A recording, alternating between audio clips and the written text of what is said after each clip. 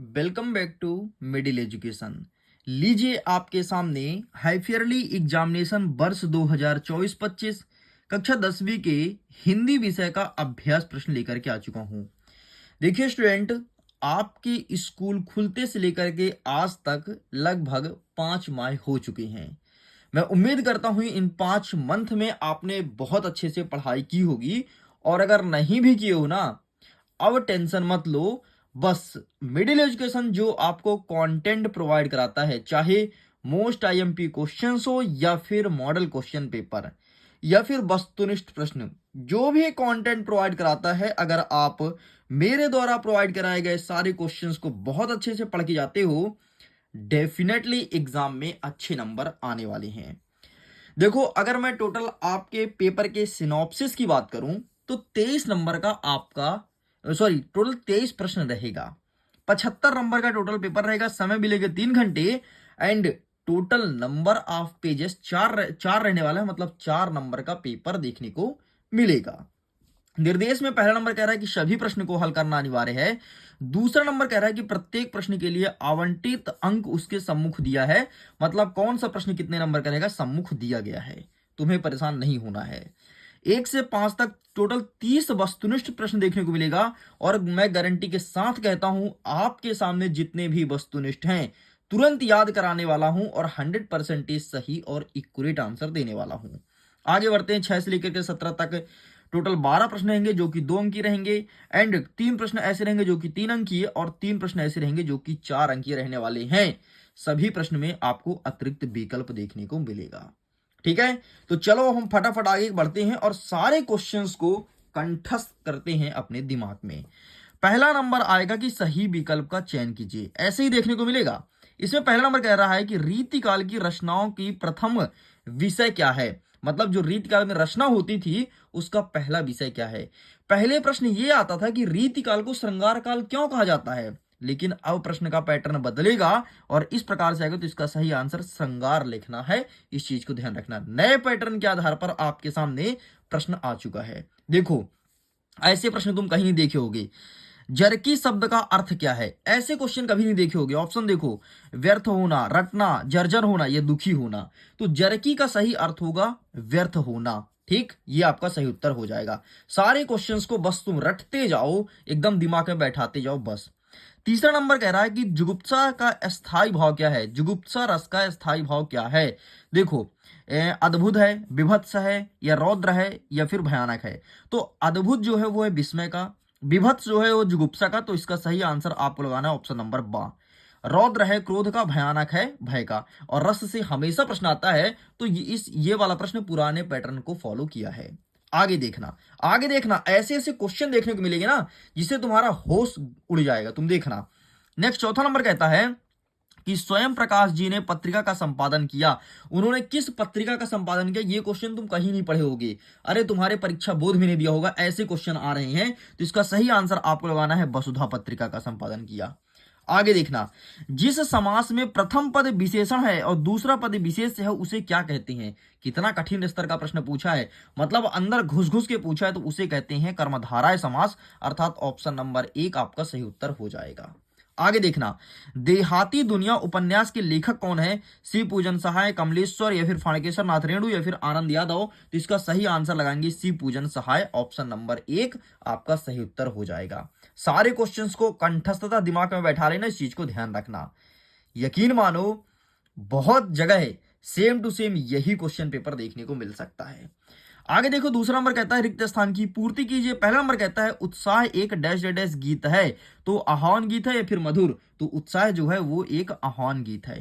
ठीक, नेक्स्ट देखो, वीर भयानक तथा रौद्र रस में कौन सा गुण पाया जाता है। तो वीर हो, भयानक हो या रौद्र है, सब में ओज का गुण पाया जाता है भाई। वीर वह बुंदेलो हल बोलो मुझसे हमने सुनी कहानी थी, ताकत वाला है। नेक्स्ट देखो, नायक के जीवन में किसी एक घटना का, देखो एक घटना का पूर्णतः से के साथ चित्रण क्या कहलाता है। तो किसी एक घटना का चित्रण होता है उसे कहते हैं खंड काव्य, ध्यान रखना। आगे देखो, बाल गोविंद भगत के गीत में डैश डैश का अभाव व्यक्त हुआ। तो बाल गोविंद भगत के गीत में प्रभु से मिलन का अभाव व्यक्त हुआ था, ध्यान रखना। आगे देखो, नेक्स्ट हम देखते हैं आगे क्वेश्चंस को। आगे कह रहा है कि विद्यालय में कौन सा संधि है? तो विद्यालय विद्या धन आलय अर्थात स्वर संधि है। आगे देखना, लपेचा और डैश डैश सिक्किम में स्थानीय जनजातियां हैं, ये तुम कभी नहीं पढ़े होगे। ये एनसीईआरटी के 20 से प्रश्न पूछा है, तो इसमें है भूटिया। अरे तुमको नहीं मिलेगा परीक्षा अध्ययन परीक्षा बोध में, इस चीज को ध्यान रखना, इस बार ऐसे ऐसे क्वेश्चन आ रहे हैं। आगे देखो, प्रश्न क्रमांक 3 कह रहा है निम्नलिखित कथनों के समक्ष सही और गलत बताना है। पहला नंबर देखो, परशुराम फरसे को देख करके भयभीत हो गए थे, तो क्या ये सही है फिर गलत है? तो परशुराम फरसे को देख करके भयभीत क्यों होंगे भाई, वो फरसा लेकर के खुद घूमते थे, तो बिल्कुल ये बात गलत है। आगे देखो, दोहा है वो क्या वार्णिक छंद है? तो बिल्कुल गलत है, दोहा वार्णिक नहीं बल्कि मात्रिक छंद है, तो ये आपका गलत हो जाएगा।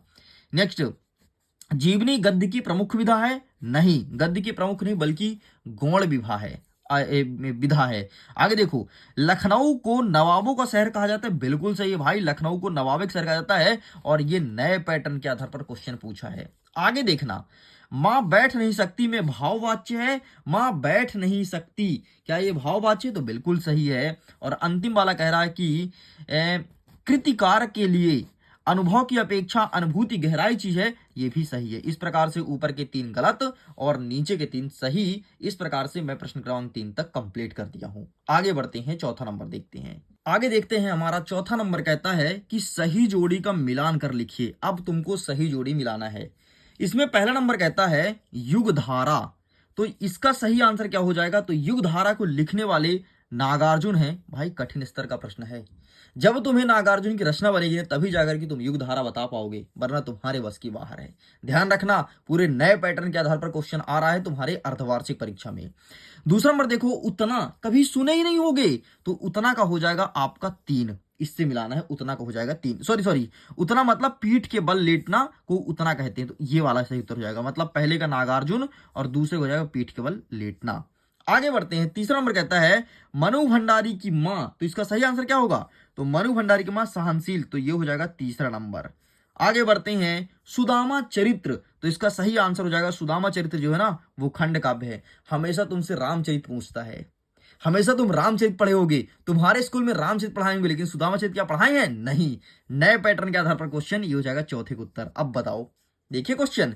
नेक्स्ट देखो, शब्द शक्ति के भेद कितने होते हैं? 3 भेद होते हैं। कौन कौन से शब्द शक्ति, कौन कौन से होते हैं? 3 भेद, अभिधा, लक्षणा और व्यंजना। ध्यान रखना, ये हो गया तुम्हारा 5वां नंबर। और अंतिम देखो, 1 और 1 11, एकता में बल होगा, तो ये हो जाएगा तुम्हारा 6वां नंबर। अब बताओ, ऐसे ऐसे क्वेश्चन इस बार आ रहा है, तुम्हारा दिमाग गायब हो जाएंगे। देखना आगे, निम्नलिखित प्रश्नों के उत्तर एक शब्द या एक वाक्य में लिखो। पहला नंबर कहता है जयशंकर प्रसाद की आत्मकथा कविता किस पत्रिका में प्रकाशित हुई थी? तो यहां पर लिखना है हंस पत्रिका, हंस पत्रिका में प्रकाशित हुई थी, ये चीज तुम्हें लिखना है। आगे बढ़ते हैं, दूसरा नंबर कहता है घेर घेर घोर गगन पंक्ति में प्रयुक्त अलंकार का नाम लिखो। तो घेर घेर घोर गगन, घा घा घा घा अनुप्रास अलंकार है भाई। और ये उदाहरण तुम कभी नहीं सुनोगे, हमेशा तुम सुनोगे चार चंद्र की चंचल किरणें खेल रही थी जल थल में।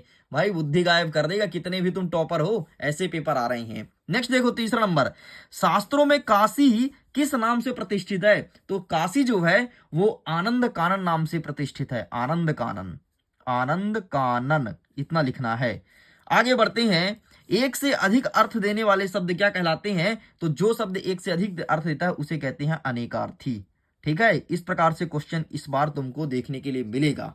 आगे देखना, 5वां नंबर कहता है कि जितने नार्ग ने खेदुम में किसका निवास बताया था? तो यहां पर देवी देवताओं को, तो आपको लिखना है देवी और यहां पे लिखना है देवताओं, देवी देवताओं लिख के कंप्लीट करना है।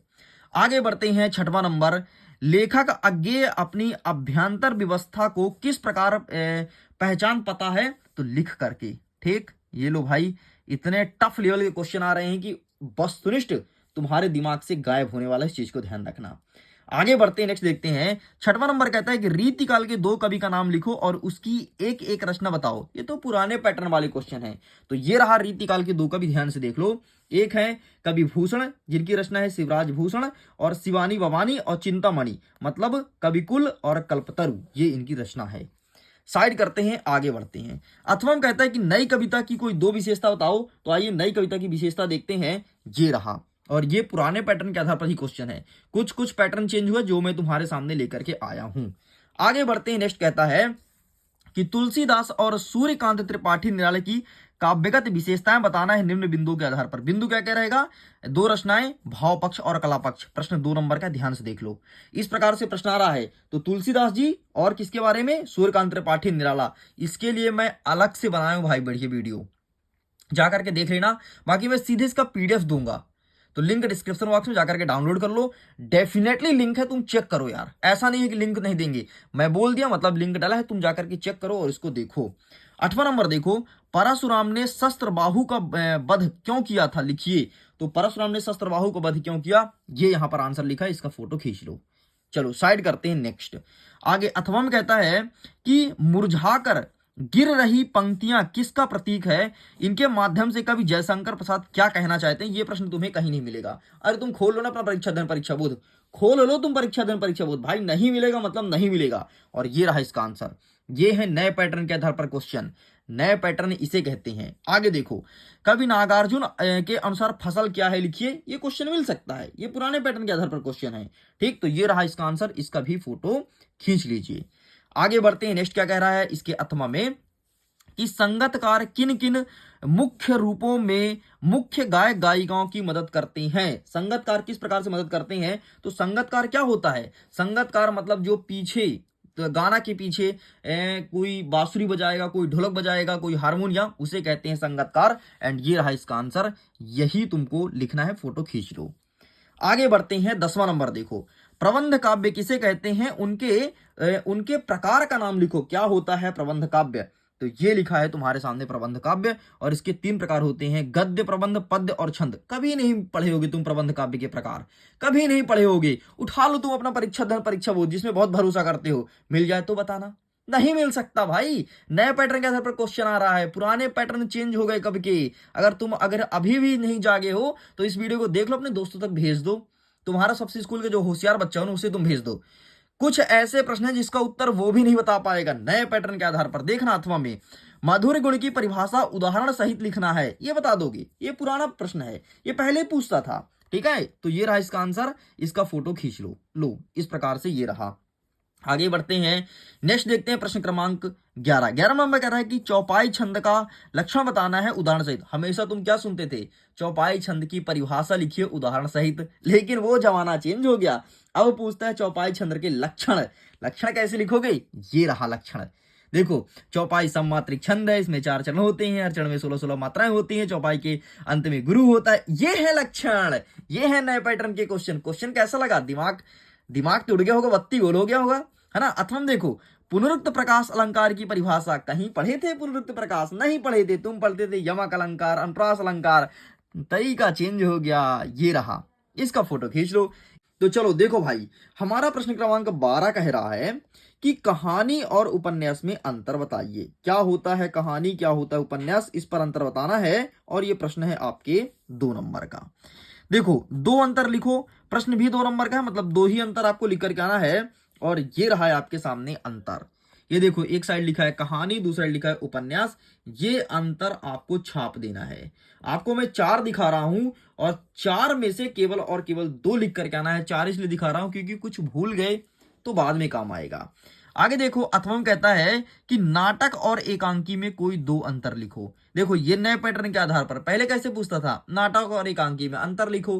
कितने लिखो नहीं बताता था, लेकिन इसमें फिक्स कर दिया कि 2 अंतर लिखो, क्योंकि प्रश्न भी 2 नंबर का है। तो आइए बेटा, हम देख लेते हैं नाटक और एकांकी में अंतर। तो ये रहा नाटक और एकांकी में अंतर। ठीक, तो फटाफट आप इसका भी फोटो खींचते जाइए। नए पैटर्न पर पूरे पूरे क्वेश्चन से, नए आधार पर। अब देखो, नेक्स्ट कहता है राम वृक्ष बेनीपुरी अथवा यशपाल की साहित्यिक विशेषताएं लिखना है निम्न बिंदुओं के आधार पर। क्या क्या पूछा है? 2 रचना, भाषा और शैली। जिनका नाम मैं पीडीएफ दूंगा, लिंक डिस्क्रिप्शन बॉक्स में जाकर के पीडीएफ को डाउनलोड कर लो, क्योंकि नए पैटर्न के आधार पर इसी प्रकार से क्वेश्चंस आएंगे। ठीक, तो बढ़िया पीडीएफ दे दूंगा, लिंक डिस्क्रिप्शन बॉक्स में है, जाकर के डाउनलोड कर लो और दोनों को अच्छे से याद कर लेना, ध्यान से सुन लो। आगे देखो, नवाब साहब द्वारा खीरा खाने की तैयारी का वर्णन लखनवी अंदाज पाठ के आधार पर कीजिए। अब तुम उठा लो अपना परीक्षा बोध, उठा लो अपना परीक्षा धन, उत्तर मिल जाए तो बताना। अरे नहीं मिल सकता कहीं भी भाई। नवाब साहब द्वारा खीरा खाने की तैयारी का वर्णन करो लखनवी अंदाज पाठ के आधार पर। तो ये देखो इसका आंसर। अच्छा, अगर तुमको ये देखना है ना यशपाल जी का, तो मैं दिखा देता हूं। बाकी इन सब का आंसर मैं तुमको दे दूंगा भाई, ऐसे पीडीएफ मिलेगा, देख लो। इस प्रकार से उसमें ट्रिक भी रहेगा बढ़िया रचना का, ठीक है। इस प्रकार भाषा और शैली रहेगी, तो ये सब मैं तुमको दे दूंगा, टेंशन मत लो, ठीक है। अच्छा, राम वृक्ष बेनीपुरी का भी देख लो, इस प्रकार से रहेगा बढ़िया, ट्रिक सब में रहेगा, ट्रिक सब में रहेगा, यही पीडीएफ तुमको मिलेगा। तो लिंक डिस्क्रिप्शन बॉक्स में जाकर के बढ़िया डाउनलोड कर लेना। अब देखो हमारा जो प्रश्न क्रमांक 14 पूछा है ना, तो ये है इसका उत्तर भाई। इस प्रकार से आंसर लिख करके आना है। इसका स्क्रीनशॉट लो पहले, ठीक है, फिर इसका स्क्रीनशॉट लो। ये क्वेश्चंस हैं, ये आंसर लिख करके आना, ये तुमको कहीं नहीं मिलेगा। आगे देखते हैं, इसी कथम कहता है कि लेखिका मनु भंडारी के व्यक्तित्व पर किन किन व्यक्तियों का किस रूप से प्रभाव पड़ा। ये पुराने क्वेश्चन है, ये तुमको देखने को मिल सकता है, ठीक है। तो ये रहा इसका आंसर, इसका भी स्क्रीनशॉट ले लो और इन सारे क्वेश्चंस को बढ़िया बकायदे प्रिपेयर करते जाओ। सारे क्वेश्चन को अच्छे से पूरा पूरा यही आंसर लिख करके आना है। बड़े प्रश्न है ना, बड़े नंबर की, इसलिए ये चीज लिखना है। तो प्रश्न क्रमांक 14 तक हमने कर दिया कंप्लीट। आगे बढ़ते हैं, प्रश्न क्रमांक 15 से आगे क्वेश्चन को देखते हैं। 15 नंबर कहता है कि शहनाई की दुनिया में ढुमराव को क्यों याद किया जाता है। ये पुराने टाइप के क्वेश्चन है, और कुछ क्वेश्चंस तो पुराने टाइप के ही हैं लेकिन कुछ नए हैं। तो ढुमराव को क्यों याद करते हैं, यहां पर देख लो, एक एक चीज का आंसर लिखा है, आप इसका फोटो बाकायदे खींच लो। आगे बढ़ते हैं नेक्स्ट, इसी के अथवा कहता है कि लेखक भदत आनंद कौशल्यायन के अनुसार सभ्यता क्या है। ये प्रश्न तुम कहीं नहीं देखे होगे अभी तक, कोई भी पेपर में किसी ने भी आपको सॉल्व नहीं कराया होगा, और इस प्रकार से क्वेश्चंस आ रहे हैं भाई। ये देखो, ये रहा इसका आंसर, इसका भी जल्दी से फोटो खींच लो। आगे बढ़ते हैं, 16 नंबर कहता है कि निम्नलिखित वाक्यांश के लिए एक शब्द लिखिए, ठीक है, एक शब्द में उत्तर लिखना है। अत्यधिक बढ़ा चढ़ाकर कही गई बातें क्या कहलाती है। जो बातें अत्यधिक बढ़ा चढ़ाकर कही जाती है उसे क्या कहते हैं, तो उसे कहते हैं अतिशयोक्ति। मैं यहां पर लिख देता हूं, अतिशयोक्ति, उसे कहते हैं अतिशयोक्ति। आगे बढ़ते हैं, जिसे बांटा ना जा सके उसे क्या कहते हैं, तो उसे कहते हैं अविभाज्य। जिसे बांटा नहीं जा सकता उसे अविभाज्य कहा जाता है। आगे अथवा हम देखते हैं, निम्नलिखित लोकोक्तियों का अर्थ लिखते हुए वाक्यों में प्रयोग करो, ठीक है। अच्छा, ये नए टाइप के क्वेश्चन है। पहले क्या पूछता था हमेशा, अधिक बोलने वाला क्या कहते हैं, जो भगवान की प्रार्थना नहीं करता उसे क्या कहते हैं, ऐसे आते थे, लेकिन अब ऐसे आ रहा है। नेक्स्ट देखो, निम्नलिखित लोकोक्तियों का अर्थ लिखते हुए वाक्यों में प्रयोग करो। आम के आम गुठलियों के दाम, इसका मतलब होता है कि एक बार व्यय होने पर दोहरा लाभ उठाना, ठीक है। नेक्स्ट कहता है, ऊंट के मुख में जीरा, मतलब आवश्यकता से अधिक बोलना, ठीक। ये रहा उत्तर आपके सामने, ये रहा, ठीक, 16 और 16 का अथवा, इसका भी फोटो खींच लो। आगे बढ़ते हैं, नेक्स्ट कह रहा है प्रश्न क्रमांक 17, कभी श्वेत तो कभी रंगीन पताकों का लगाना किन किन अवसरों की ओर संकेत करता है। देखिए, कभी घर में सफेद पताका लगता है, पताका मतलब झंडा, और कभी रंगीन लगता है, रंगीन मतलब कभी लाल पीला हरा, तो किस किस संकेत की ओर प्रतीक करता है। और ये नया टाइप का क्वेश्चन है, ऐसे क्वेश्चन तुम किसी की भी किताब में नहीं देखे होगे। तो ये रहा तुम्हारे सामने इसका आंसर। कभी श्वेत तो कभी रंगीन पताका फहराना अलग अलग अवसर की ओर संकेत करता है। जैसे श्वेत पताका शांति, सत्य और अहिंसा का प्रतीक है। किसी बुद्धिस्ट, बस ये मत लिखना, ठीक है, मृत्यु तो मत लिखना। आगे देखो, रंगीन पताका उत्सव, विजय या विशेष घटना के अवसर पर फहराई जाती है। इतना लिख के कंप्लीट करेंगे। आगे बढ़ते हैं, अथवम कहता है कि लेखक अज्ञेय के अनुसार प्रत्यक्ष अनुभव की अपेक्षा अनुभूति उनके लेखक में कहीं अधिक मदद करती है। इसका क्या कारण है, ये प्रश्न पूछा गया है। तो इस प्रश्न को भी देख लो, नए पैटर्न के आधार पर प्रश्न है भाई। मैंने भी आज तक बच्चों को ऐसे क्वेश्चंस नहीं पढ़ाया। तो ये देखो, इसका भी फोटो खींच लो, ये रहा उत्तर। इस प्रकार से यहां तक मैंने कर दिया कंप्लीट। चलिए आगे देखते हैं, प्रश्न क्रमांक 18, निम्नलिखित काव्यांश का संदर्भ प्रसंग सहित भावार्थ लिखो। देख लो भाई, मन की मन ही मांझ रही, कही जाई कौन पे उधौ नहीं परती कही। और इसका आंसर आप स्वयं फाइंड करना, क्योंकि इसका आंसर ना तो हमें परीक्षा बोध में मिला है, ना तो परीक्षा अध्ययन में। नए पैटर्न के आधार पर क्वेश्चन है। इतना ही नहीं, तुम देखना, तो जब तुम्हारा आवेदन पत्र आएगा और वो जो पत्र लेखन आता है ना, छोटे भाई बड़े भाई पत्र लिखो जन्मदिन के लिए, इस बार अनम जन्मदिन गायब है, इस बार कुछ अलग ही पूछा है यार। क्या पूछा है तुम आगे देखना, दिमाग खुल जाएगा अगर पहले से मैं नहीं बताया होता तुमको। तो आगे देखो, अथवा कहता है कि मधुप गुनगुना कर कहा जाता कौन कहानी यह अपनी।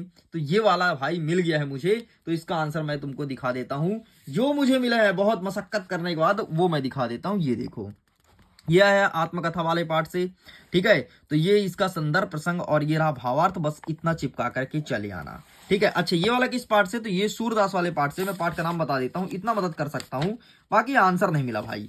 ये है आपके पद, पाठ 1 के पद से लिया गया है, तो ऊपर वाला पद वाले चैप्टर से है, इस चीज को ध्यान रखना है। यहां पर मैं लिख देता हूं पद वाले चैप्टर से, तो इसका आंसर प्लीज आप लोग फाइंड कर लीजिएगा अपने स्तर पर, ठीक है। बाकी आंसर नहीं है, मैं तुमको दिखा देता हूं, ये देखो। चलो आगे बढ़ते हैं। नेक्स्ट कह रहा प्रश्न क्रमांक 19, निम्नलिखित गद्यांश का संदर्भ प्रसंग सहित व्याख्या कीजिए। आपको पता है मुझे ज्यादा समय नहीं मिला है, नहीं तो मैं ये सब आंसर बना देता, टाइम नहीं मिला ना भाई। अभी केवल मैं ढूंढा, जो मिल गया था वो दिखा रहा हूं। नए पैटर्न के आधार पर क्वेश्चन देख लो। अब देखो, जो ये संदर्भ प्रसंग दिया है ना, हलदार साहब 15वें दिन कंपनी में काम करने के सिलसिले, ये नहीं मिला भाई साहब किताब में, ठीक है, ना तो परीक्षा अध्ययन में, ना तो परीक्षा बोध में। लेकिन अथवा वाला जो है, यह पितृ गाथा मैं इसलिए गा रही ही कि मुझे उनका गौरव मान करना है, बल्कि तो मैं यह देखना चाहती हूं कि उनके व्यक्तित्व में कौन सी खूबी और कमियां मेरे व्यक्तित्व के ताने वाने में गुथी हुई है। तो ये हमें मिल गया पेज नंबर 65 में, ठीक। तो इसका आंसर मैं दिखा देता हूं फटाफट। ये मैं दिखा रहा हूं आपको परीक्षा अध्ययन से, ठीक है। तो ये मैं दिखा देता हूं, इनका पीडीएफ दे दूंगा, लिंक डिस्क्रिप्शन बॉक्स में जाकर के तुम डाउनलोड कर लेना। तो इसका आंसर मैं दिखा देता हूं, तो ये रहा पितृमाला, ठीक। और 2023 में पूछा गया था, मतलब ना एक एक क्वेश्चन में बदलाव किया गया है। नए पैटर्न का जो प्रश्न पूछा है, तो एक नए पैटर्न का प्रश्न दिया, एक पुराने पैटर्न का, ताकि बच्चे को हार्ट अटैक ना आए भैया, नहीं तो कुछ भी हो सकता है। नेक्स्ट देखो, धूम्रपान को रोकने के लिए हानिकारक बताते हुए एक विज्ञापन बनाना है। अथवा कहता है मेरा जीवन का लक्ष्य। ये नए प्रकार का प्रश्न है। और विज्ञापन कभी नहीं पूछता था, हमेशा अंग्रेजी में पूछता था। इस बार हिंदी में विज्ञापन आया है। भाई मैंने तो अपने जीवन में कभी विज्ञापन नहीं, ना तो देखा, ना तो कभी बच्चों को पढ़ाया, लेकिन इस बार आ रहा है क्योंकि नया पैटर्न है ना एमपी बोर्ड का। तो ये रहा विज्ञापन, इस प्रकार से तुमको बनाना है। बढ़िया इसका फोटो खींच लो और अच्छे से तैयार कर लेना। चलो साइड करते हैं। नेक्स्ट कह रहा है प्रश्न क्रमांक 21, अपठित काव्यांश को पढ़ना है और गद्यांश को पढ़ना है। मतलब एक काव्यांश दिया है, दूसरा गद्यांश दिया है, और जो प्रश्न पूछा उसका उत्तर देना है। तो देख लो, यहां पर लिखा है, यदि फूल नहीं वो सकते तो कांटे कम से कम मत बोना है। अगम चेतना की घाटी, कमजोर बड़ा मानव का मन। ममता की शीतल छाया में होता कटुता की स्वयं समन। ज्वालाएं जब धुल जाती खुल जाते हैं मुंदे नयन। आगे क्या लिखा है, होकर निर्मलता में प्रशांत, बहता प्राणों की क्षुब्ध पवन। संकट में यदि मुस्का न सको, भय से कतरा हो मत रो। यदि फूल नहीं वो सकते तो कांटे कम से कम मत बो। ये पूछा है, तो प्रश्न कहता है कि उपयुक्त गद्यांश का उचित शीर्षक क्या है। तो उचित शीर्षक क्या है, कांटे, फूल और कांटे। तो फूल और कांटे ये तुम्हारा शीर्षक है, ठीक है। ये रहा। नेक्स्ट कहता है कि उपयुक्त पंक्ति में फूल बोने और कांटे बोने का प्रतीकार्थ क्या है। फूल बोने का मतलब ये होता है कि अगर तुम किसी व्यक्ति के लिए भला नहीं चाह सकते हो, तो कांटे बोने मतलब किसी व्यक्ति के बारे में बुरा मत चाहो। देख लो, इस प्रकार से पूछता है। पहले क्या पूछता था कि इस गद्यांश का सारांश लिखो, लेकिन अब ये नहीं पूछेगा, अब गद्यांश के एक एक शब्द का अर्थ पूछेगा, ठीक है। नेक्स्ट कहता है, भय से कतरा होने पर मनुष्य की स्थिति कैसी बन जाती है। तो भय से कतराने से मनुष्य कभी मुस्कुरा नहीं सकता है, और उसके सामने संकट घिर जाती है, ठीक। तो मुस्कुरा ना सको, कभी मुस्कुराता नहीं है, ठीक है। मुस्कान नहीं होती है तो मुस्कुराता नहीं है। ले भाई मैं लिख देता हूं, मुस्कुराता नहीं है। नेक्स्ट देखो, उक्त पंक्तियों में मानव के मन को कैसा बताया गया है। तो मानव के मन को निर्मल और शांत बताया गया है, ठीक है। निर्मल और शांत बताया गया है। चलो आगे देखते हैं अथवम क्या कहता है। अब अथवम दिया है कि व्यक्ति से अगली इकाई परिवार की है। पति पत्नी, माता पिता तथा बच्चे से परिवार बनता है। परिवार एक ऐसी इकाई है जो समाज और राष्ट्र से जुड़ी रहती है। अतः परिवार को सुख, समृद्धि और मंगल कामना के लिए प्रयत्न करना परिवार कल्याण समझता है। परिवार को सीमित रखने के प्रयत्न से ही परिवार कल्याण की भावना निहित होती है। मनुष्य को यह बात भली प्रकार से समझ लेना चाहिए कि परिवार को बिना सोचे समझे बढ़ते चले जाना मूर्खता के अलावा कुछ और नहीं है। यह दुर्बलता की बात है कि हमारे देश की जनसंख्या में अंधाधुंध वृद्धि हो रही है, जिसके परिणाम स्वरूप परिवार कल्याण का कार्य पिछड़ रहा है।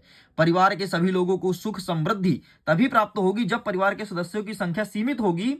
एक व्यक्ति की आय को बांटने वाले जब कम होंगे तो उसे पाने के लिए अधिक धन की प्राप्ति होगी।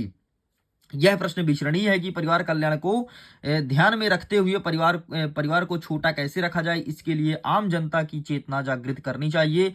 लोगों को समझना होगा कि जनसंख्या वृद्धि से उनके परिवार पर किन किन कठिनाइयों का सामना करना पड़ सकता है। उपयुक्त गद्यांश का शीर्षक क्या है? तो परिवार नियोजन। ध्यान सुन लो, परिवार नियोजन, ये इसका सारांश है। ठीक है। नेक्स्ट कहता है लेखक के अनुसार परिवार कल्याण का क्या महत्व है? तो परिवार कल्याण का मतलब होता है कि कार्य पिछड़ा जाता है। परिवार कल्याण मतलब कार्य पिछड़ जाता है। ठीक है, ये रहा दूसरे का उत्तर भाई। नेक्स्ट देखो, सुख समृद्धि पद का विग्रह कर समास लिखो। तो सुख समृद्धि का हो जाएगा सुख और समृद्धि, और ये हो जाएगा आपका द्वंद्व समास। ले भाई, द्वंद्व समास ऐसे तुम कभी नहीं पढ़े होगे। नेक्स्ट देखो, परिवार को छोटा करने के लिए हमें क्या करना चाहिए? तो परिवार नियोजन कार्यक्रम अपनाना चाहिए। परिवार नियोजन कार्यक्रम अपनाना चाहिए, इससे परिवार छोटा होगा। चलो अब आगे बढ़ते हैं। 22 नंबर, विद्यालय में खेल सामग्री की मांग करने हेतु प्राचार्य को आवेदन पत्र। तुम उठा लो अपना परीक्षा बोध, परीक्षा अध्ययन, कहीं उत्तर मिल जाए तो बताना। नहीं मिल सकता, नए पैटर्न पर क्वेश्चन। अथवा देखो, समय के सदुपयोग और परिश्रम पर बल देते हुए छोटे भाई पत्र लिखो। मतलब उसको समझाओ कि बेटा समय बहुत महत्वपूर्ण है, इसे बचा के रखो, कहीं नहीं मिलेगा। मेरे पास भी आंसर नहीं है भाई, नहीं बना पाया जल्दी जल्दी में, क्योंकि अभी अभी ये प्रश्न पत्र आया है, इसलिए नहीं है, क्षमा चाहता हूं। आगे देखो, 23वां नंबर कहता है निम्नलिखित किसी एक विषय पर रूपरेखा सहित सार गर्भित निबंध लिखो। 157 पेज में मुझे मिला है इसका आंसर, और केवल एक ही मिला है, वो है विद्यार्थी जीवन। ठीक है, तो ठीक है, दिक्कत क्या है, हमें एक ही लिखना है, तो एक मैं तुम्हें फटाक से दिखा देता हूं, और बढ़िया इसे अच्छे से प्रिपेयर कर लेना। ठीक है, ये तुम्हें पहला नंबर का आंसर है, ये देखो। तो ये रहा विद्यार्थी और अनुशासन। तो बस इसका फटाफट फोटो खींच लो और इसको अच्छे से प्रिपेयर कर लेना। चलिए, तो इस प्रकार से मैं सब कुछ कंप्लीट कर दिया हूं। दोनों सेट आपके सामने हैं, सेट नंबर 1 और 2। अगर अभी तक आपने एक नहीं देखा तो जाइए जा करके देखिए, सारे क्वेश्चंस को पढ़ा दिया हूं भाई। अब अगर तुम इसको मिस किए ना, तो समझो भाई तुम्हारी तो पुंगी बजने वाली है। पीडीएफ को डाउनलोड कर लो, लिंक डिस्क्रिप्शन बॉक्स में। बाकी जो क्वेश्चन छूटा है उसका आंसर स्वयं प्रिपेयर करना। अगर समय मिलता है तो मैं दे दूंगा, नहीं मिला तो उम्मीद मत रखना, प्लीज स्वयं प्रिपेयर करना, क्योंकि आंसर बनाने में टाइम लगता है। जितना आंसर मिला है मैं तुम्हारे सामने रख दिया हूं। चलो, वीडियो को नहीं करता हूं, एग्जाम के लिए all the best. Link description box में जाकर के डाउनलोड कीजिए।